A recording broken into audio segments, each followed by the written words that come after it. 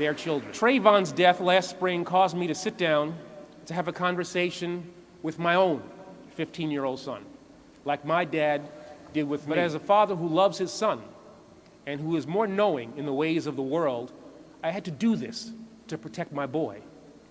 I am his father, and it is my responsibility to make him aware of the world that he must still confront. Racism is an important stabilizing function, serves as a stabilizing function in a society that is built on property. Race was never just a matter of how you looked. It's about how people assign meaning to how you look. Free. Slavery is replacing indentured servitude as the labor system of choice. And by the beginning of the 18th century, it is clear that through law in the Chesapeake, slavery is being made a racially based institution, and people are being considered property. 1705, the slave codes were passed. Very important. What the slave codes did was to tell everybody, whites on one side and blacks on one side, how you were to treat black folk and how whites were to behave towards each other.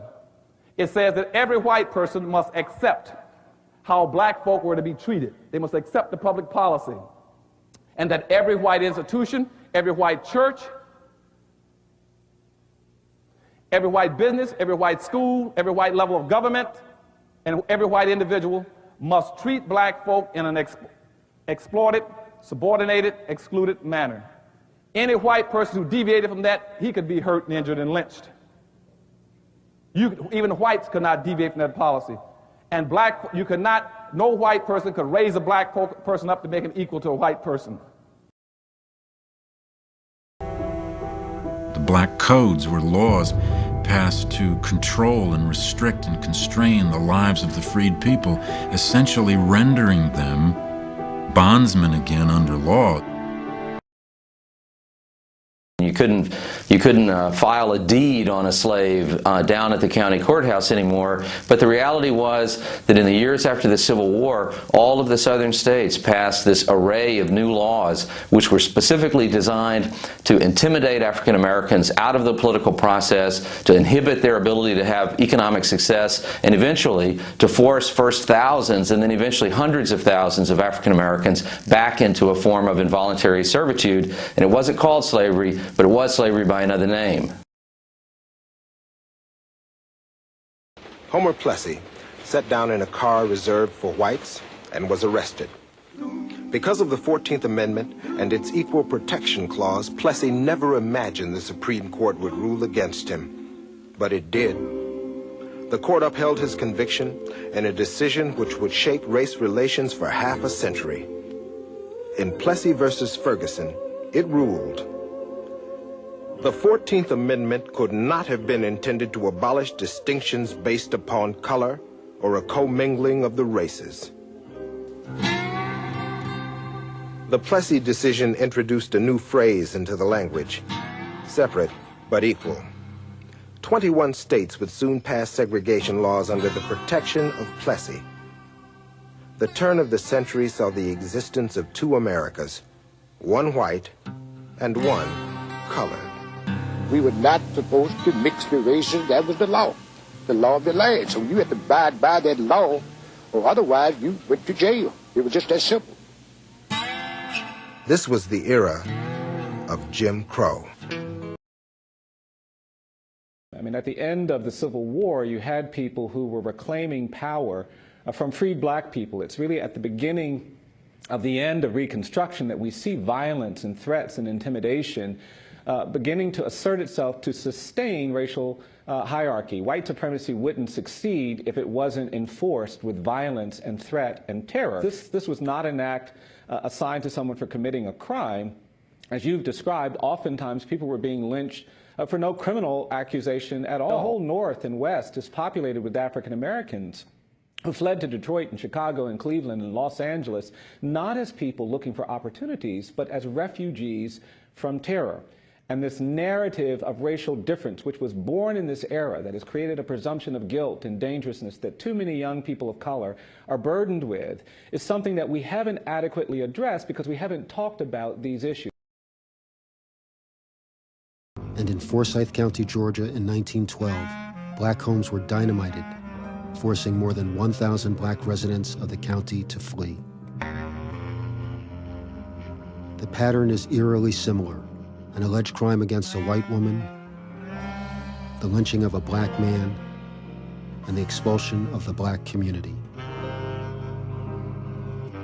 The land the blacks left behind was lost forever, leaving a haunting legacy where many of these counties remain virtually all white to this day.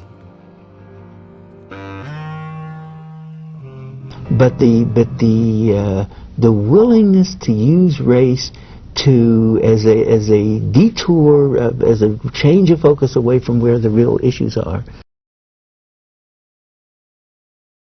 We have the historical record to say we portray this as a problem of the lower class shiftless blacks. That cocaine, in particular, was characterized as the principal cause of the rape of white women in the South. When Mexico sends its people, they're not sending their best. They're not sending you. They're not sending you.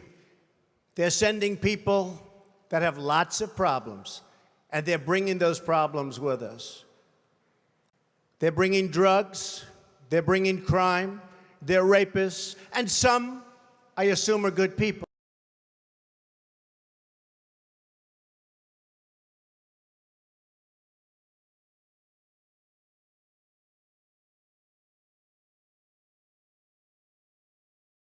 Is how abstract you handle the race thing. In other words, you start out, and now y'all aren't quoting me on this. You start out in 1954 by saying nigger, nigger, nigger. By 1968, you can't say nigger. That hurts you, backfires. So you say stuff like forced busing, states' rights, and all that stuff. And you're getting so abstract now. You're talking about cutting taxes. And all of these things you're talking about are totally economic things, and the byproduct of them is blacks get, because obviously sitting around saying we want to cut taxes, we want to cut this, and we want, is much more abstract than even the busing thing,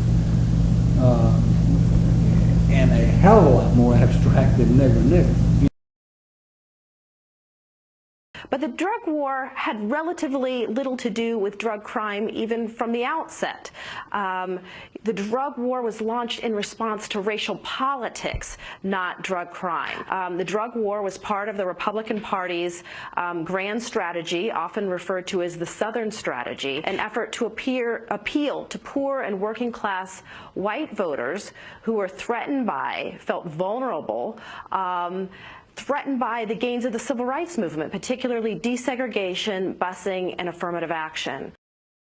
If we face up to the reality of racism and the role it plays in the society, that it's not simply an aberration, that it's a necessary stabilizing influence in a society like ours, that doesn't mean that we give up. It means that we are able to face the real problems, the real enemy, if you will, and to fashion tactics and strategies that are likely to be more effective.